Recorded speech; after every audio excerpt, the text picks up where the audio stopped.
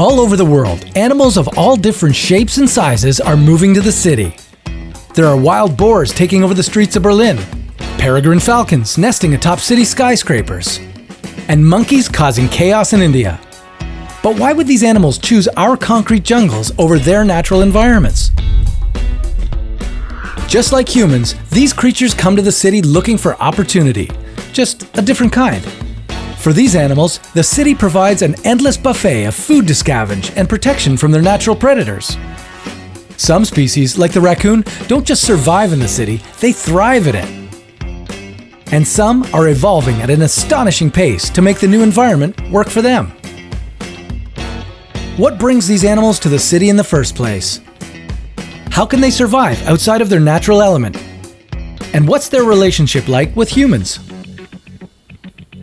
As our cities expand, more and more species are becoming urbanized. In some cases, they enrich the lives of their human counterparts, but in others, they cause nothing but trouble. Meet the monkeys of urban India and Thailand.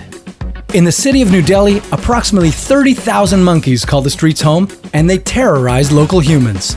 They steal food, break into parliament buildings, and have even pushed people off balconies. Yeah, it's a big problem. But it's a problem that was created by humans. As India's cities expand into the wilderness, they're invading the monkeys' natural habitats, leaving them no choice but to adapt to city life. On top of that, it's Hindu tradition to feed the sacred monkeys. And as long as there's a continuous supply of food, they're not going anywhere. On the other side of the world, in North America, a different kind of furry creature thrives within the city limits. Raccoons live 10 times more densely in cities than they do in their rural habitats. They're very versatile.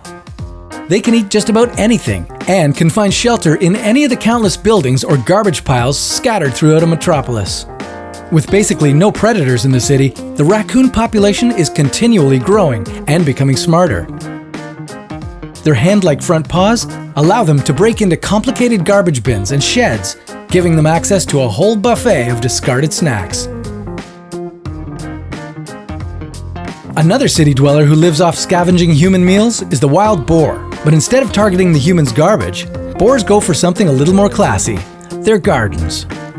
In Berlin, there are about 3,000 wild boars who have arrived through the forests and green spaces surrounding the city.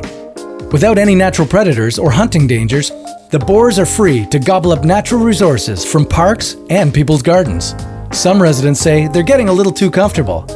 They ransack carefully grown flowers and veggies.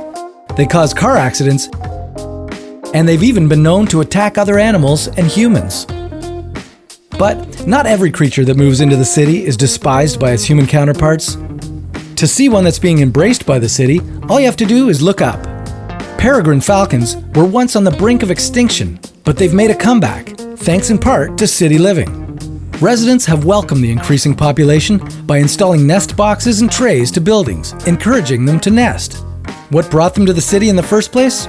Well, for one thing, there's a lot more real estate. Tall buildings mimic their natural cliff face habitats, providing good vantage points and a flat ledge to nest on.